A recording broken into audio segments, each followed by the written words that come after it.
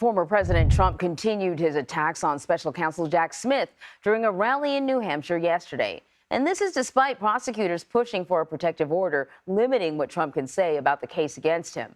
A judge has set a hearing for this Friday regarding that protective order. Overseeing this case is U.S. District Judge Tanya Chutkin, who was randomly assigned to the case following Trump's indictment last week. So joining me now is Sean Sullivan. He's the deputy politics editor for campaigns at the Washington Post and a CBS News political contributor.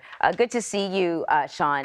Just remind us, if you will, what is behind the federal prosecutors' push for a protective order?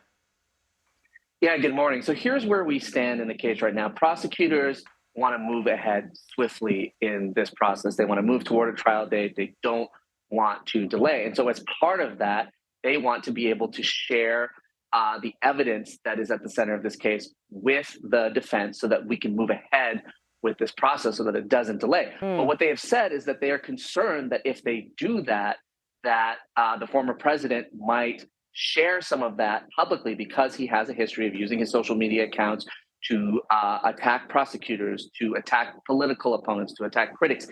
A lot of his campaign events right now are centering on talking about the legal problems that he faces, the case before him right now. And so what they're effectively arguing, the prosecution, is that, okay, if we're going to go ahead and we're going to move forward with this process and share this evidence, we want assurances that the former president is not going to disclose that stuff publicly. They say that they're concerned that that could have a chilling effect, that could, potentially ruin this process or damage it in a way that would be detrimental to the case. That's what they're seeking right now. So it's a little bit of a conundrum, though, because yes, he is a criminal defendant, but he's also currently running for office, running to become the president again. In fact, he's the lead candidate for the GOP, and you run the risk of muzzling someone and I guess diminishing his ability to be competitive in the face of other people who would like the job as well.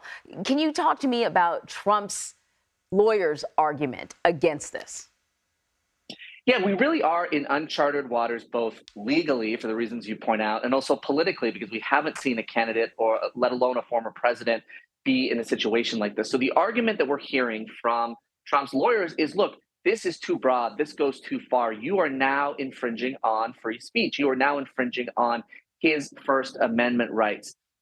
This order that the prosecution is seeking just goes too far. That is the argument that we're hearing from the Trump lawyers right now. And that's the big decision point. That's the other fork in the road now in this case, is where will the court come down on this question of whether the prosecution is within its bounds legally to seek this protective order, or whether Trump's lawyers have a point here that, look, this is too far. This is, going above and beyond what's needed, and it violates its First Amendment. And so really quickly, just to bring us up to speed on all the other sort of things going on, at least one other thing, Donald Trump said Tuesday that he should have 4 indictments by this time next week. Can you tell us where the Georgia case is? The Georgia grand jury could hear the Fulton County District Attorney's findings in the election interference probe, when that could happen. They've had barriers outside of the courthouse now for a week. Yeah, it could be very soon. And that's the next big case that, of course, his team is watching, and that the entire political and much of the legal world is watching right now. The prosecutor in that case has signaled that a charging decision would come during the first 3 weeks of August. So here we are during the first 3 weeks of August right now as we speak. So, it's very possible that a decision could come imminently in that case. And it is pretty extraordinary, with each one of these indictments on their own. We've just not seen a former president face these things, let alone in an election year, let alone when he's the leading candidate for his party's nomination. But to have yet another potentially serious charge facing him just adds a whole nother layer, both legally and politically, to what he is facing. It adds a whole nother layer to this entire election cycle. Again, we really are in uncharted waters, both politically and legally. We just really have never seen anything like this. Yeah. So far from clear how any of this is going to turn out in the next year or so. Yeah, you can't say that enough. Sean Sullivan, thank you.